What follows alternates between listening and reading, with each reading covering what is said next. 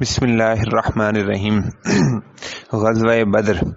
مدینہ منورہ سے تقریباً 80 میل کے فاصلے پر ایک کنویں کا نام بدر ہے اور اسی کے نام سے ایک گاؤں کی آبادی بھی ہے۔ یہ عظیم الشان جہاد اسی سرزمین پر واقع ہوا جس کا واقعہ بالاختصار یہ ہے۔ قریش کا مایہ ناز اور ان کی تمام تر قوت و شوکت کا سبب چونکہ ملک شام کی تجارت تھی، اسی لیے سیاسی اصول کے مطابق ضرورت تھی کہ ان کی شوکت توڑنے کے لیے اس سلسلے کو بند کیا جائے۔ ایک مرتبہ قریش کا ایک بہت بڑا تجارتی قافلہ ملک شام سے آ رہا تھا۔ آپ صلی اللہ علیہ وآلہ وسلم کو اس کی اطلاع ہوئی تو 12 رمضان المبارک سن 2 ہجری کو 314 صحابہ کرام مہاجرین و انصار رضی اللہ تعالی عنہم کو ساتھ لے کر مقابلے کے لیے خود بنفس نفیس تشریف لے گئے۔ روحہ میں پہنچ کر ڈیرہ ڈال دیا۔ روحہ مدینہ منورہ کی جنوبی جانب میں 40 میل کے فاصلے پر ایک مقام ہے۔ ادھر قریشی قافلے کے سردار کو اس کی اطلاع ہو گئی، اس لیے وہ راستہ چھوڑ کر دریا کے کنارے کنارے قافلے کو لے چلا اور ساتھ ہی ایک سوار کو مکہ کی طرف دوڑایا کہ قریش اپنی پوری طاقت کے ساتھ جلد موقع پر پہنچیں اور اپنے تجارتی قافلے کی حفاظت کریں۔ قریش پہلے ہی مسلمانوں کے استحصال کے منصوبے گانٹ رہے تھے۔ اس خبر کا مکہ میں پہنچنا تھا کہ فوراً 950 نوجوانوں کا ایک بڑا لشکر جس میں 100 گھوڑے کے سوار اور 700 اونٹ تھے، آپ صلی اللہ علیہ وسلم کے مقابلے کے لیے روانہ ہو گیا۔ اس لشکر میں قریش کے بڑے بڑے سردار اور متمول لوگ سب کے سب شریک تھے۔ رسول اللہ صلی اللہ علیہ وسلم کو جب اس کی اطلاع پہنچی تو آپ صلی اللہ علیہ وسلم نے صحابہ رضی اللہ تعالیٰ عنہم سے مشورہ کیا اور صدیق اکبر رضی اللہ تعالیٰ عنہ اور دوسرے صحابہ رضی اللہ تعالیٰ عنہم نے اپنی جان اور مال کو پیش کر دیا۔ عمیر بن ابی وقاص رضی اللہ تعالیٰ عنہ اس وقت کم عمر تھے، اس لیے آپ صلی اللہ علیہ وسلم نے ان کو شرکت جہاد سے روک دیا تو وہ رونے لگے۔ اس پر آپ صلی اللہ علیہ وسلم نے اجازت عطا فرمائی اور وہ بھی شریک جہاد ہوئے۔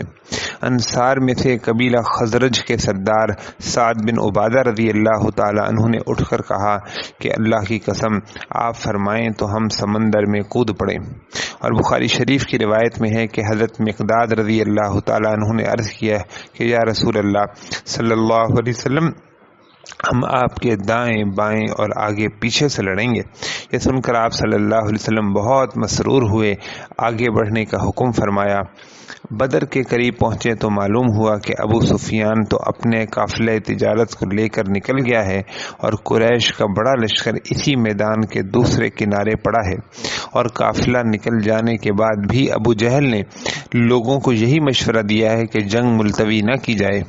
مسلمانوں کا لشکر یہ سن کر آگے بڑھا، لیکن قریش پہلے پہنچ کر ایسی جگہ پر قابض ہو چکے تھے جو جنگی محاذ کے لیے بہتر تھی۔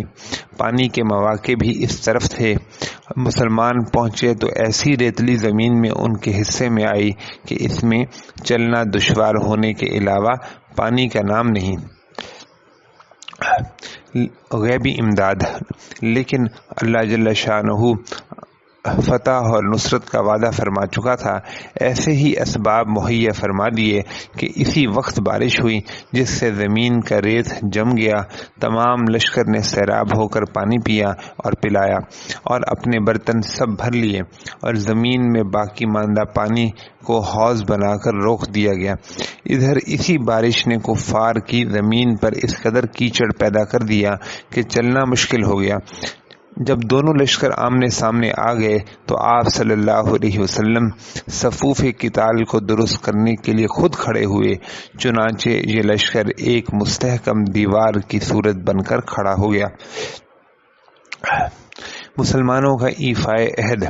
اس وقت جب 300 بے سر و سامان آدمیوں کا مقابلہ 1000 باشوکت کافروں سے ہے، ظاہر ہے کہ اگر ایک شخص بھی اس وقت ان کی امداد کو پہنچ جائے تو وہ کس قدر غنیمت معلوم ہوگا۔ لیکن اسلام میں پابندی عہد ان سب باتوں سے مقدم ہے۔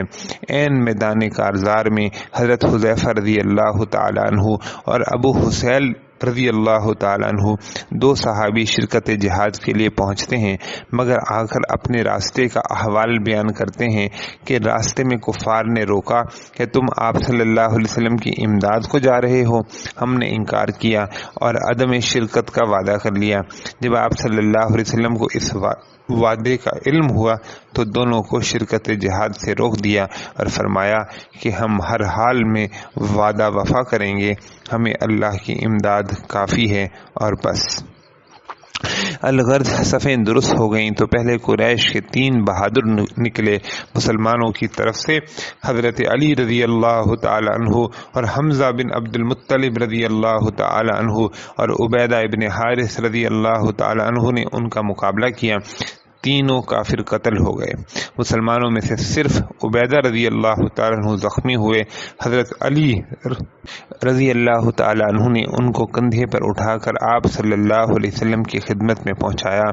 آپ صلی اللہ علیہ وسلم نے اپنے پائے مبارک سے تکیہ لگا کر ان کو لٹایا اور ان کے چہرے کا غبار خود دست مبارک سے صاف فرمایا۔ دامن سے وہ پوچھتا ہے آنسو، رونے کا کچھ آج ہی مزہ ہے۔ دامن سے وہ پوچھتا ہے آنسو، رونے کا کچھ آج ہی مزہ ہے۔ عبیدہ رضی اللہ تعالی عنہ نے دم توڑتے ہوئے آپ صلی اللہ علیہ وسلم سے پوچھا کہ کیا میں شہادت سے محروم رہا؟ آپ صلی اللہ علیہ وسلم نے فرمایا کہ نہیں، تم شہید ہو اور میں اس پر گواہ ہوں۔ جب حضرت عبیدہ رضی اللہ تعالیٰ عنہ کی وفات ہو گئی تو خود سرور کائنات صلی اللہ علیہ وسلم نے ان کی قبر میں اترے اور اپنے دست مبارک سے دفن کیا۔ یہ امتیازی فضیلت تمام صحابہ رضی اللہ تعالیٰ عنہم میں صرف عبیدہ رضی اللہ تعالیٰ عنہ کا حصہ تھا۔ صحابہ رضی اللہ تعالیٰ عنہم کا حیرت انگیز ایثار اور جاں بازی۔ اس وقت جب دونوں لشکر ملے تو دیکھا گیا کہ بہت سے اپنے ہی لخت جگر تلواروں کی زد میں ہیں۔ چنانچہ صدیق اکبر رضی اللہ تعالیٰ عنہ کے بیٹے جو اب تک کافر تھے میدان میں آئے تو خود صدیق اکبر رضی اللہ تعالیٰ عنہ کی تلوار ان کی طرف بڑھی۔ عتبہ سامنے آیا تو اس کے فرزند حضرت حذیفہ رضی اللہ تعالیٰ عنہ تلوار کھینچ کر باہر نکلے۔ حضرت عمر رضی اللہ تعالیٰ عنہ کا ماموں میدان میں بڑھا تو فاروق کی تلوار نے خود اس کا فیصلہ کیا۔ اس کے بعد گھمسان کی لڑائی شروع ہو گئی۔ ادھر میدان کارزار گرم تھا، ادھر سید الرسول صلی اللہ علیہ وسلم سجدے میں پڑے ہوئے فتح اور نصرت کی دعا مانگ رہے تھے۔ بالآخر غیبی شہادت نے آپ صلی اللہ علیہ وسلم کو مطمئن فرمایا۔ ابو جہل کی ہلاکت۔ چونکہ ابو جہل کی شرارت اور اسلام کی دشمنی سب میں مشہور ہے، اس لیے انصار میں سے حضرت معوذ اور معاذ رضی اللہ تعالی عنہما دونوں بھائیوں نے عہد کیا تھا کہ وہ جب ابو جہل کو دیکھیں گے تو یا اسے مار دیں گے یا خود مر جائیں گے۔ اس عہد پر یہ دونوں بھائی اپنا عہد پورا کرنے کے لیے نکلے، مگر ابو جہل کو پہچانتے نہ تھے، اس لیے حضرت عبد الرحمن بن عوف رضی اللہ عنہ سے پوچھا کہ ابو جہل کون سا ہے؟ انہوں نے اشارے سے بتلا دیا۔ بتلانا تھا کہ دونوں باز کی طرح اس پر ٹوٹ پڑے۔ ابو جہل اسی وقت خاک و خون میں تھا۔ ابو جہل کے بیٹے اکرمہ جو بعد میں مسلمان ہوئے پیچھے سے آ کر معاذ رضی اللہ تعالیٰ عنہ کے شانے پر تلوار ماری، جس سے شانہ کٹ گیا مگر ایک تسمہ باقی رہا۔ معاذ رضی اللہ تعالیٰ عنہ نے اکرمہ کا تعاقب کیا مگر وہ بھاگ گئے۔ پھر معاذ رضی اللہ تعالیٰ عنہ اسی حالت میں مصروف جہاد ہو گئے، لیکن ہاتھ کے لٹکنے سے تکلیف ہوتی تھی، اس لیے وہ ہاتھ کو نیچے دبا کر کھینچا کہ وہ تسمہ بھی الگ ہو گیا اور پھر مصروف جہاد ہو گئے۔ ایک عظیم الشان معجزہ۔ ایک مٹھی کنکریوں سے سارے لشکر کو شکست اور ملائکہ کی امداد۔ حضرت صلی اللہ علیہ وسلم نے بحکم خداوندی ایک مٹھی بھر کر کنکریاں دشمن کے لشکر کی طرف پھینکی اور پھر صحابہ رضی اللہ عنہم سے فرمایا کہ دفعتاً ان پر ٹوٹ پڑو۔ ادھر ظاہری اسباب میں صحابہ رضی اللہ تعالیٰ عنہم کی تھوڑی سی جماعت ان کی طرف بڑھی اور ادھر اللہ جل شانہ نے ملائکہ کی فوج مسلمانوں کی امداد کے لیے بھیج دی اور اپنا وعدہ نصرت پورا فرما دیا۔ قریش کے بڑے بڑے سردار مارے گئے اور باقی کے پاؤں اکھڑ گئے، بھاگنا شروع کیا۔ مسلمانوں نے تعاقب کیا، ان میں سے بعض کو قتل اور بعض کو قید کر لیا، جن میں 70 آدمی مقتول اور 70 گرفتار ہوئے۔ قریش کے بڑے بڑے سردار عتبہ، شیبہ، ابو جہل، امیہ بن خلف سب ایک ایک کر کے مارے گئے، اور ادھر مسلمانوں میں صرف 14 آدمی شہید ہوئے، 6 مہاجرین میں سے اور 8 انصار میں سے۔ یہ غزوہ دراصل اول سے آخر تک اسلام کا کھلا معجزہ تھا، ورنہ اس میں مسلمانوں کی فتح کوئی معنی نہیں رکھتی تھی، کیونکہ ادھر 1000 نوجوانوں کا عظیم الشان لشکر ہے اور ادھر صرف 314 آدمی۔ ادھر بڑے بڑے دولت مند امراء ہیں جو تنہا سارے لشکر کی رسد وغیرہ کا خرچ خود اٹھا سکتے ہیں، اور ادھر بے سر و سامان مفلس لوگ۔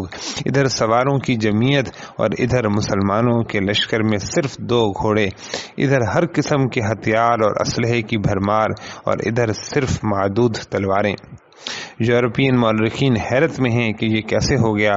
انہیں خبر نہیں کہ فتح اور نصرت، کامیابی یا ناکامی گھوڑوں یا تلواروں یا مال و دولت کے قبضے میں نہیں، بلکہ ان میں اور کوئی ہاتھ کار فرما ہے۔